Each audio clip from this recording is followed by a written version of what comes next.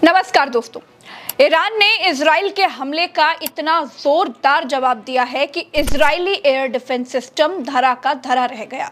ये वीडियो तेल अवीव का बताया जा रहा है, जहां एयर डिफेंस सिस्टम से मिसाइलों को हवा में ही मार गिराने के लिए फायर होता है, लेकिन तभी एक मिसाइल इस पर आकर गिर जाता है। मतलब दोस्तों, इजराइल के एयर डिफेंस ईरान के हमले को रोक नहीं पाए। इजराइल की राजधानी तेल अवीव पर 6 मिसाइलें गिरी हैं। ये जो तस्वीर आप देख रहे हैं, ये तेल अवीव की है। गाजा से युद्ध के दौरान ऐसा कभी नहीं हुआ कि इजराइल की राजधानी तेल अवीव को इतना बड़ा नुकसान पहुंचा हो। पिछले लगभग 2 साल के दौरान ये पहली बार है जब इजराइल ने सीधे ईरान की राजधानी तेहरान पर हमला किया। ईरान के 4 कमांडर मारे गए, 6 वैज्ञानिक मारे गए, ईरानी जहाजों को नुकसान पहुंचा। उसके बाद ईरान ने तेल अवीव पर घातक हमला कर दिया और इजराइल का एयर डिफेंस सिस्टम फेल हो गया। ऐसी खबर निकल करके आ रही है दोस्तों कि तेल अवीव पर जब ईरान ने हमला किया तो हमला इतना जबरदस्त था, चारों तरफ सिर्फ सायरन्स ही सायरन्स बज रहे थे। उस दौरान इजराइल के प्रधानमंत्री नेतन्याहू को सुरक्षित रखने के लिए बंकर के भीतर लेकर के जाया गया। ईरान का हमला इतना सटीक था दोस्तों कि इजराइल के डिफेंस हेडक्वार्टर को भी नुकसान हुआ है। इजराइल और ईरान के बीच युद्ध राजधानी टू राजधानी चल रहा है। पहले इजराइल ने ईरान की राजधानी तेहरान पर हमला किया, फिर ईरान ने तेल अवीव पर 160 मिसाइलें गिरा दी हैं। इजराइल और ईरान के बीच लड़ाई फिलिस्तीन को बचाने से कहीं आगे निकल चुकी है दोस्तों। अब लड़ाई इस बात की है कि इजराइल चाहता है कि ईरान परमाणु बम ना बनाने पाए। अमेरिका चाहता है कि ईरान परमाणु समझौता कर ले, क्योंकि दोस्तों दुनिया में जो देश परमाणु बम बना चुके हैं वो दूसरों को ज्ञान देते हैं, भाई परमाणु बम मत बनाओ, इससे मानवता को खतरा है। जब खतरा है तो तुमने क्यों बना लिया, ये भी तो सवाल है ना। इस सवाल के जवाब में वो कहते हैं कि हम जिम्मेदार देश हैं, परमाणु ऊर्जा का इस्तेमाल हम मानवता के लिए करेंगे। यही बात ईरान भी कहता है कि भाई हम भी तो जिम्मेदार हैं, हम भी मानवता के लिए परमाणु ऊर्जा का इस्तेमाल करेंगे। लेकिन अमेरिका, इजराइल समेत सारे पश्चिमी देशों को ये लगता है कि ईरान ने अगर परमाणु बम बना लिया तो मुस्लिम देशों का लीडर बनने की उसकी जो मंशा है वो पूरी हो जाएगी। वो प्रॉक्सी समूहों को आतंकवाद के लिए मजबूर करेगा। ईरान का पावरफुल होने का मतलब है कि खाड़ी देशों से अमेरिका और इजराइल के दबदबे का खत्म हो जाना। यही इजराइल नहीं चाहता है। दोस्तों, दुनिया में कुल 195 देशों में केवल 9 ऐसे देश हैं जिनके पास परमाणु बम है।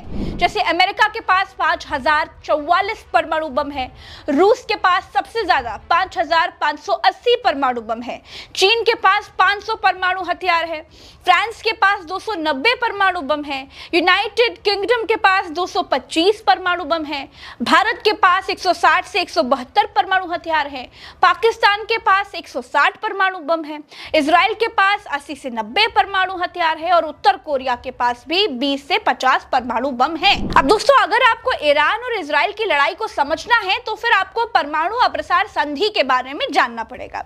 देखिए, सारी लड़ाई की जड़ जो है वो यहीं पर है। पहली, परमाणु अप्रसार संधि यानी नॉन प्रोलिफरेशन ट्रीटी, जिसको शॉर्ट फॉर्म में एनपीटी कहा जाता है। ये परमाणु अप्रसार संधि 1968 में लागू हुई। ये एक अंतरराष्ट्रीय साथ है जिसको परमाणु हथियारों के प्रसार को रोकने के लिए लागू किया गया। कहा गया दोस्तों कि अब कोई परमाणु बम नहीं बनाएगा, ये बड़ा खतरा हो। केवल 5 देश यानी संयुक्त राज्य अमेरिका, रूस, यूनाइटेड किंगडम, फ्रांस और चीन को एनपीटी के तहत परमाणु हथियार रखने की मान्यता दी गई। वो इसलिए क्योंकि इन्होंने 1968 से पहले ही परमाणु परीक्षण कर लिया था। गैर परमाणु हथियार वाले देशों से एक पेज पर दस्तखत करवाए गए कि गुरु तुम लोग परमाणु मत बनाना। सब देशों पर नजर रखने के लिए अंतरराष्ट्रीय परमाणु ऊर्जा एजेंसी यानी कि IAEA करके एक एजेंसी है, उसे बना दिया गया। अब मसला यह था कि जब गैर परमाणु वाले 191 देशों के दस्तखत लिए गए तो ईरान ने भी दस्तखत कर दिया कि भाई ठीक है, हम नहीं बनाएंगे परमाणु बम। लेकिन जब IAEA की जो संस्था है वो ये कह रही है कि ईरान यूरेनियम जमा कर रहा है तो कुछ गड़बड़ है। ये चोरी चोरी परमाणु बम बनाने जा रहा है, इस तरह की बातें आ रही हैं, तभी कहा जा रहा है कि ये तो मामला संधि के खिलाफ है, इसे रोक लीजिए। इसीलिए इजराइल हमले कर रहा है, जबकि इजराइल ने एनटीपी यानी परमाणु अप्रसार संधि पर दस्तखत नहीं किए हैं। इजराइल ने परमाणु बम बना लिया है, लेकिन वो अपने परमाणु बम पर आधिकारिक तौर पर कुछ नहीं बोलता। इजराइल इस संधि से बाहर है, इजराइल इस संधि से बाहर है, जिसकी वजह से उसकी परमाणु गतिविधियां भी IAEA की निगरानी से बाहर है। आज की तारीख में 191 देश NPT के सदस्य हैं, लेकिन भारत, पाकिस्तान, इजराइल और दक्षिण सूडान ने इस पर हस्ताक्षर नहीं किए। उत्तर कोरिया 2003 में NPT से बाहर हो गया था। अब ईरान को पश्चिमी देश कानून के पेच में फंसा रहे हैं और ये कह रहे हैं कि आप 3.5% से ज्यादा यूरेनियम नहीं जमा कर सकते, थोड़ा बहुत इकट्ठा कर लो, कोई बात नहीं। 90% यूरेनियम चाहिए होता है परमाणु बम बनाने के लिए, इसलिए बाकी का जो यूरेनियम आपने इकट्ठा किया है उसे नष्ट कर दो। यूरेनियम सिर्फ 300 किलो ही रख सकते हो। तो ये मसला है। ईरान को रोकने के लिए इजराइल निकला था, जो युद्ध में बदल गया है, और युद्ध ऐसे शुरू हो गया है दोस्तों कि दुनिया दो धड़ों में बंटने लगी है। इजराइल और ईरान के युद्ध में आज की तारीख में सीरिया, रूस और चीन खुलकर ईरान के साथ है, जबकि हिजबुल्लाह, हमास, हुती और इसकी मिलिशिया जैसी जो प्रॉक्सी समूह है वो भी ईरान के साथ खुलकर खड़े हैं। सीरिया ईरान का सबसे करीबी सहयोगी इसलिए है क्योंकि बशर अल असद की सरकार को ईरान सैन्य और आर्थिक समर्थन देता है। सीरिया में ईरानी सैन्य उपस्थिति मजबूत है। रूस ईरान को सैन्य सहायता देता है, हथियार देता है और तकनीकी समर्थन देता है। रूस ने ईरान के खिलाफ इजराइल के हमलों की आलोचना की है और चीन ईरान का आर्थिक और कूटनीतिक दोस्त है।